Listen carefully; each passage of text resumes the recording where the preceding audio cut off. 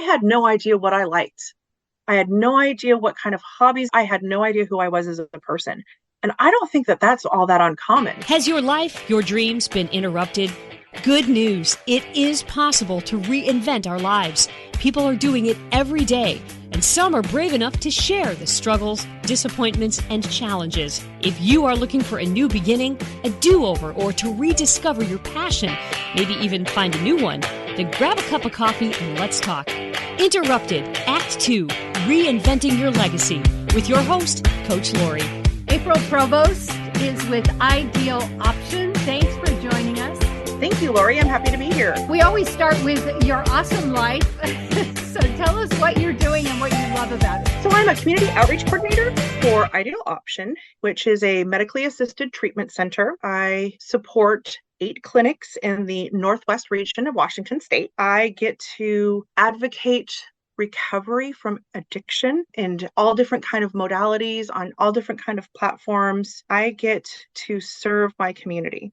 And that's a really big passion of mine. I love that I get to help people out of the darkest days of their lives and shine some light on that and help them find their way into recovery and to start over and rebuild their own lives. I love that I get to move in political platforms and advocate for policies that are going to make sense in a non-partisan way. I don't subscribe to any political party. I'm here about this is a problem and this is what we need to do. I don't care what side you're on. And I get to do that on so many levels, whether that be with mayors or senators or speaking at the House or doing national summits. It's a wonderful platform to be on because I can see the people that are on the streets that are suffering one day, and I can be talking to state senators the next and advocating for the same thing. This affects every family and it affects everybody and everything that we do. From the shopkeepers and people who own the local businesses to politicians to law enforcement, this is everybody's issue, not just those people anymore. And I love that I get to be part of a solution and I get to advocate that they're worthy. They are wanted, needed, and loved. They are people's sons and daughters and nieces and nephews and parents and grandparents. All those lives are meaningful to somebody, and it's amazing what you can do to transform them. I love that I get to be part of that solution. I love that I get to learn more about the medical profession. I do all kinds of research on neurology and neuropsychology and how the medications affect us and different mental health diagnoses and how those interact with addiction and or why certain people maybe fall into addiction to certain substances. Those are very powerful. I get to look at generational studies of the impacts and the long-term generational impacts of their addiction and where they learn that from and where it stems from and how to stop that cycle and the different resources that are available in our communities, things that I had no idea existed, all the wonderful work that people are doing, how they are advocating and how they are providing much needed services. The general public, I kind of had blinders on before. I had no idea and I had a lot of stigma around folks. It's such a blessing to now have my eyes open to that and to get to really see what's really happening and getting to hear the impactful stories of those folks. I think we have this mentality of what an addict looks like. And it's the homeless addict on the streets talking to themselves and waving their arms around and acting crazy. I know that I used to cross the street and avoid eye contact. Today, I go right up to them. And that act of kindness of just saying hello can be so meaningful. It could be life-saving in some instances. But hearing the stories of what led them down those paths has been absolutely beautiful for me. And it's been very humbling. Nobody sets out to say, hey, I'm going to go become a drug addict and be homeless and live a life of crime. That's never anybody's intention. And a lot of people didn't have a choice. Their addiction started when they were very young as children. We don't hold a child responsible for their actions legally or ethically in most cases. So when that starts at that young of an age, and that's the only life they know, and that's their family dynamic, it really does shape who they become. Watching them learn a different way and have a different life, and watching them not just recover, but thrive in that life is truly a thing of beauty. I just can't get enough of it. I'm very passionate about it, and I love seeing it. It's a very humbling experience as well. When you have a background that includes some criminal activity, that is a very humbling experience. I meet with folks from the jail today, and I love that I can relate to them. I love that I can see that fire and that flicker in their eyes because maybe that's the first time that they've been completely substance free for a while and they're able to make those choices to at least hear what someone has to say and what they're offering them in finding that new life. The company I work for provides medically assisted treatment within our jail here. What a game changer that can be. How much more successful people can be making that transition from active addiction into recovery is really, truly beautiful. I get to do this not only with Ideal Option, but I also get to do this with nonprofits that I volunteer for. I love going out with some of the great agencies we have. This is not something I could have ever seen myself doing. I get to go into these jails and I get to share my lived experience with them. I get to go into treatment centers and share my experience. This is a life that has afforded me so many awesome friendships and connections, which I think, so many of us miss out on today. We just don't have time for true personal in-person connection. It's always done on the web or on Facebook or Instagram, or it's very limiting when you don't have that social connection in person, to give somebody a hug, to look them in the eye, to be able to read their nonverbal cues, to see their body language and really assess what can I do to help this person, see that they're struggling, how can I help them? And I think that we miss out on a lot of that when we don't show up in person. And today I'm learning how to show up in person and be that person, be that friend, be that mother, be that spouse, be that person that shows up. It wasn't always like this for you, April. Do you want to take us back? I grew up in the generational confines of addiction, from grandparents to parents. It was kind of a social norm. Both my parents are alcoholics. My father was able to find his recovery later in life. But so I grew up, drinking was a very common thing until it was too much of a thing. And that started a spiral.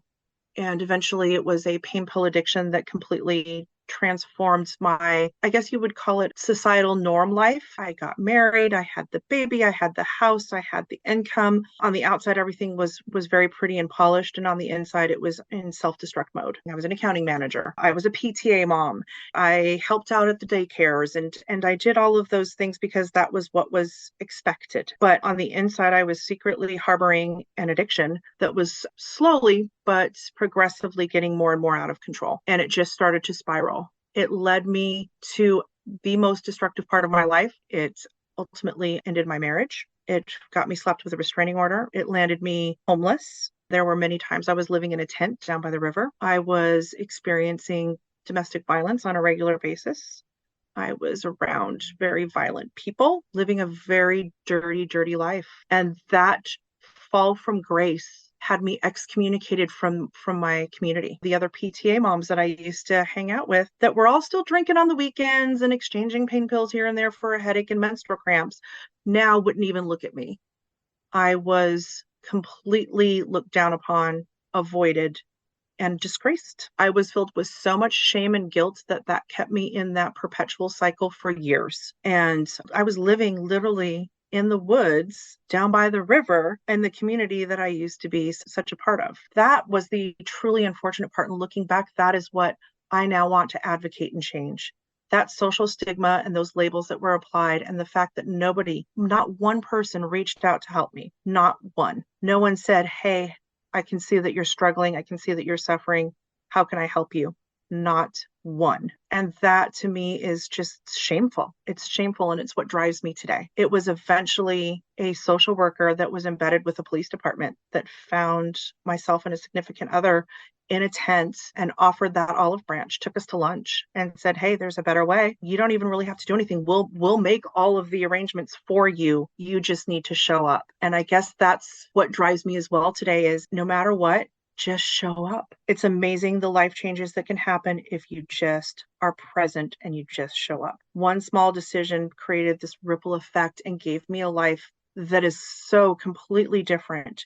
And it taught me such meaningful things in my life. True gratitude, true humility, true appreciation, and most importantly, true compassion. That doesn't mean I don't hold people accountable or that I think it is okay to be using out in the open or to be stealing or to be harming others in any way. I in no way condone that behavior. I understand why. Somebody needs to be there to be that compassionate person that says, I see your pain. There's a better way.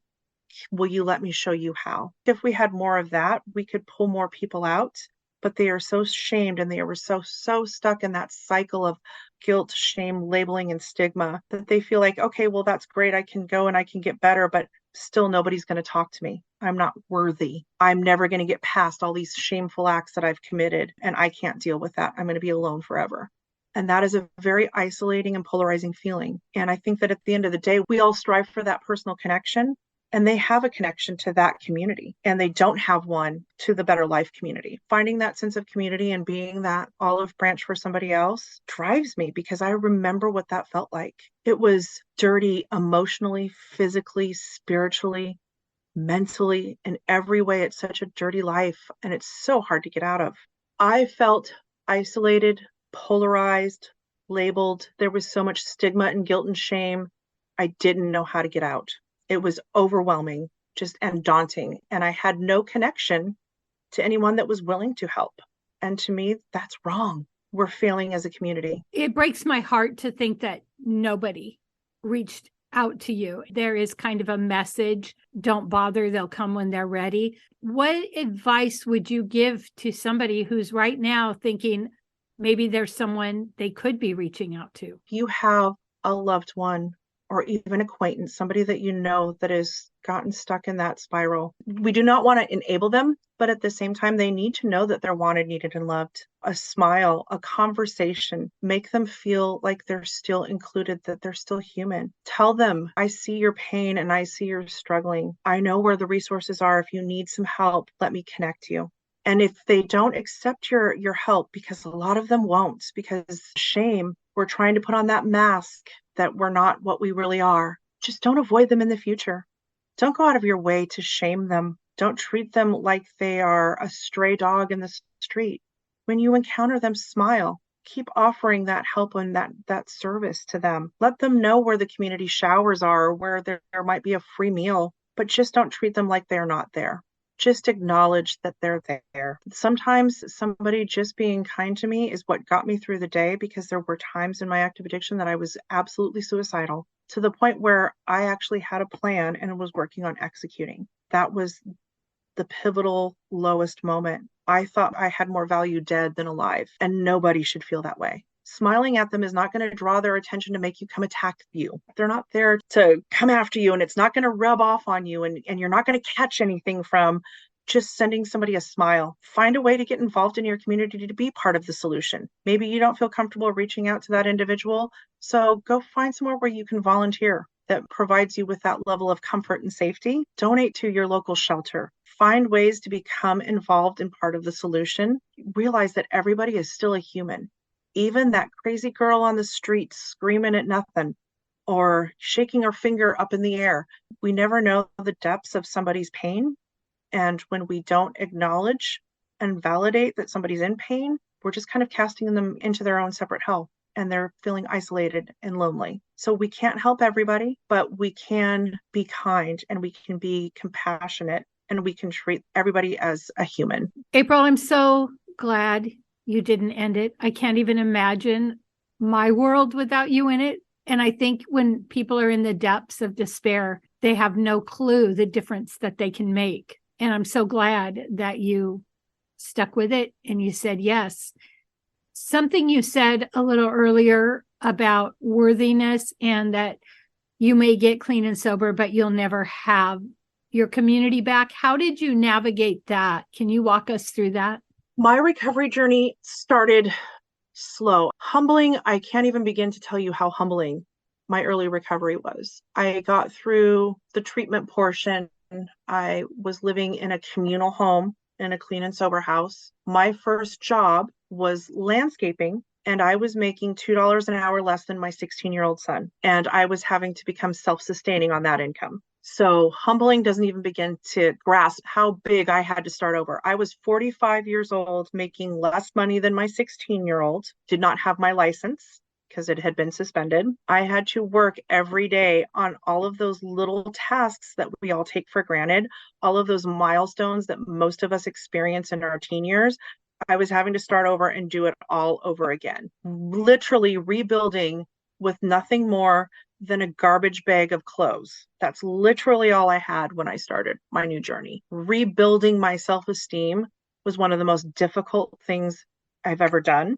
And it took probably a good 2 years before I was anywhere near functioning as an adult and feeling worthy of being part of society again. Did a little bit every day. It was, I just showed up. I just showed up to make that $14 an hour. Have you heard if not now, when? If not you, then who? Are you being prompted to write a book, to create a podcast? Check out Leaving a Legacy at www.coachlaurie, that's Coach, LAURIE.com. And let's get started on your second act now. I just showed up to make that $14 an hour. I just showed up to get my license reinstated. I just showed up to take a training class for recovery coaching. I just showed up whenever an opportunity presented itself. I showed up. Not all of them were for me, but I had to just show up. I had to be willing. And I think that's the biggest thing that a lot of us tend to forget as we get older and settle into our pathways, is that we forget to be willing to learn. It's never too late to learn. We can find that new pathway, that new passion. I had no idea what I liked. I had no idea what kind of hobbies. I had no idea who I was as a person. And I don't think that that's all that uncommon. There's a lot of people out there, whether you're an addict or not an addict or whatever that looks like. I think a lot of us get so labeled into what we do for a living or being a parent that becomes our identity. And then we have these changes later in life where our kids start growing up. In my case, I overcame my addiction and my kid grew up and I was no longer married. And I had placed so much of my identity into that I had no idea who I was or what I was passionate about or what I wanted to do when I grew up. But I'm already grown up. So how am I supposed to start over? And how can I develop a whole new career path and still be self-sustaining and make enough to maybe someday retire? And all of those things that we look forward to. I was willing to try something new and I just showed up. And when I found that thing that fit, I went after it 100%.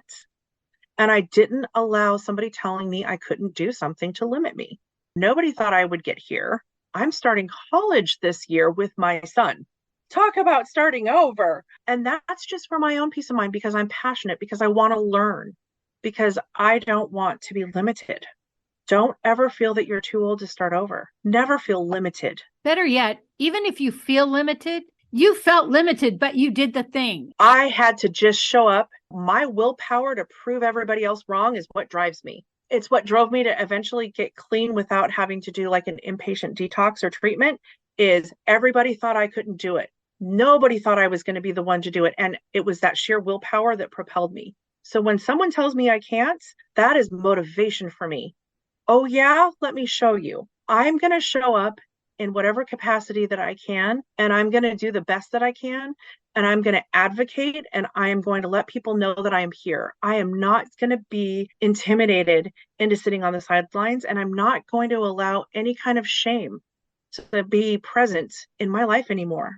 I'm not going to do it. I don't feel ashamed of my age or my background or what I've done, and it's not going to limit me from making that next leap of faith, because really it's a leap of faith. You never know what the outcome's going to be. You don't need to, because sometimes it comes through in such unexpected ways. When I had to start a career over, again, I started with landscaping. Not that I saw great potential in that as a career path, but I had to just show up for something, and I had to go where I could get it, because sometimes we have to do things that we really don't want to get to the things that we really do want. And it's those steps. That's what we need to do. That's what you need to focus on, is don't be limited by where you are right now. Think of it as, okay, this is the stepping stone to X, Y, or Z. And maybe that path will take a bunch of different Ys and turns that were unexpected, but the outcome is going to be beautiful if you just keep showing up and being willing. When I got back into radio, I applied for many, many DJ jobs. I did not want to be a traffic reporter. That's where I ended up. For me, it was the best thing I could have done. I resisted it like crazy, but it got me to the #1 station actually in the nation.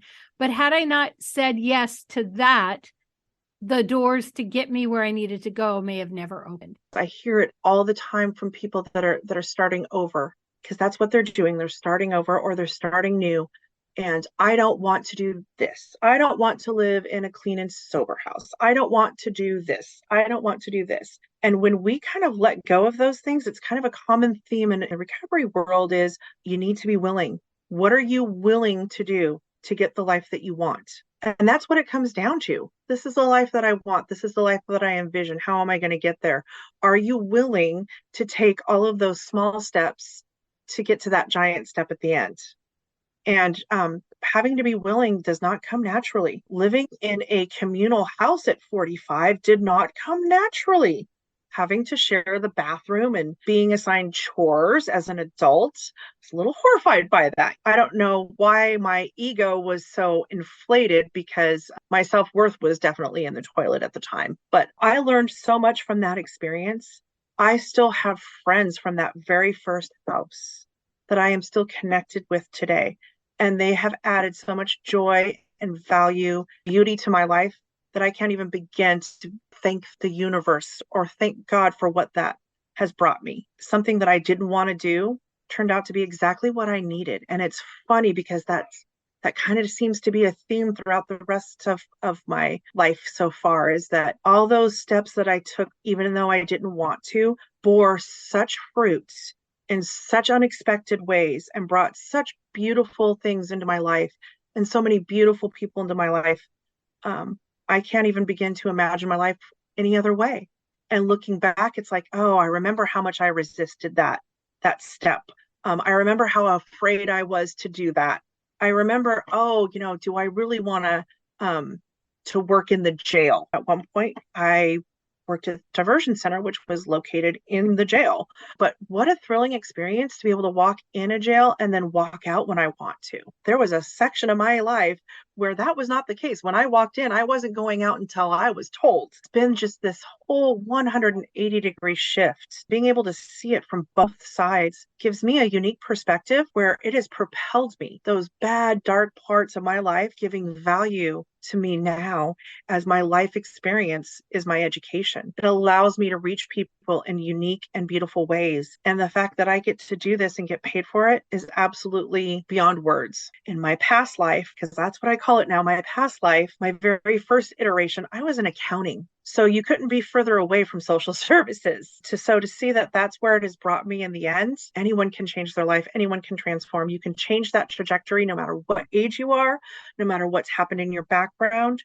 Don't allow it to be limited, because people with records and that are in recovery are doing things like becoming senators, and they're running for offices, and they're owning businesses, and they're CEOs, and they've transformed their lives. And if we can do it, you can do it. I love that I get to see people in their 40s, 50s, 60s going back to school. I'm not the only one. I show up and I'm just like, I don't know anybody here. I don't know what I'm doing. I'm going to fumble what I'm saying. I didn't get an education on public speaking, but here I am giving a speech today, or pitching a presentation, or doing a Narcan training in front of a bunch of people I don't know. I just showed up. If I can do it, anyone can do it. I love it. Something you brought up, and maybe you could speak to this. Yeah, you had this time in between your two jobs that disrupted your life, but you worked a job that you were good at but didn't love, and now you work a job that you love. I feel like some of the principles you already said applied. People are listening and they're staying in a job because they need insurance, or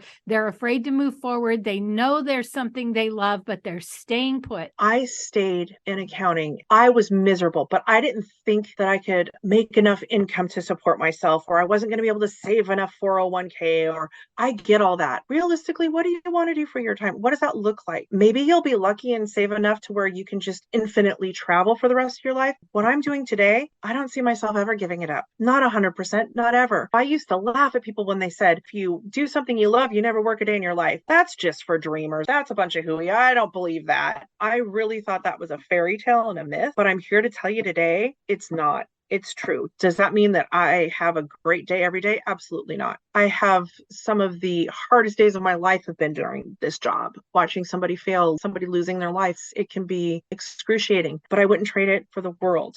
So my advice to you is if you feel like, oh, I just can't give this up or can't give that up, you can. We all have a choice. So start looking, explore your options, educate yourself, get yourself to where you need to be. Oh, well, to get an equatable level of income and this job or this profession, what am I going to need? Little small steps to where you're going to get there. It doesn't mean that you have to just take the leap of faith and jump into something big all at once. You want to change your trajectory? You want to go from accounting to human services? What do you need? Maybe you need to further your education. So maybe you start taking a class here and there and you build that education level up. You get what you need. Maybe you start volunteering in some capacity so that you can network into that industry. Networking is huge. Who you know, selling yourself through networking, because that's really at the end of the day, that's what we're doing, right? That's what an interview is. Showing people this is what I am, this is what I'm capable of, and giving people that impression of you. Build that network. The best thing that you can do is surround yourself with people that you want to be like. The more questions you ask, people love to talk about what they do. Take small steps. Just show up. It's amazing. You'll get guided where to go if you just keep following that dream. When I first decided that I wanted to start working in recovery, it was during the pandemic and everything had been shutting down and treatment centers were shutting down. The resource centers were shutting down. Any entry-level inns were kind of just shut down. I had already left my previous employment. I had to pay my bills. I was applying at Lowe's and grocery stores and I could not get hired. And I'm like, oh my gosh, if I can't even get a job in retail, what am I going to do? I felt very defeated. And then the diversion center opened. They were hiring. And guess what? I got the job. A good 3 or 4 months of unemployment, worrying about whether or not I was going to lose my housing. At that time, everything was just shut off. It was like a whole new world. And to get that first job, it was so meaningful that I was willing to take it no matter what they paid. It was pretty low paying, I will admit, but that job gave me a wonderful and vast, extensive knowledge base and connection to so many other agencies. Really, it's what propelled and launched my career. All of the people that I connected with while I was there got me to where I am today. Sky is the limit from here. And I think, wow, I can't believe how quickly that happened. Now, while I was living through it, it was like, oh my gosh, how am I going to get through this? This is taking forever. It's all about perspective. So find something that's going to make you happy, something that you can be passionate about. Thank you so much, April. The last question I always ask is, what are you reading or what do you recommend? Well, I read actually a lot of medical journals and papers on neuropsychology. Well, thank you so much, April. Thank you for having me. Coach Lori here. I am not anti-aging. I am all about aging gracefully. Did you know we stop making collagen at a certain age? And did you know powdered collagen has to go through your whole digestive system? So I am a big fan of Glow Liquid Collagen. It helps me age gracefully, inside and out. To order, check the link below. By the way, if you order 2 at the same time, free shipping. Or if you would like to be an affiliate, make a little extra cash, click the affiliate link. 3 things we learned from April. You can overcome the shame of addiction. You can live a life you love, but most of all, show up. If you love this podcast, here's a big ask. Will you share with your friends and family, subscribe, give us a review, and a 5-star rating so that others looking to reinvent their lives will be able to get the help they're looking for? Thank you in advance.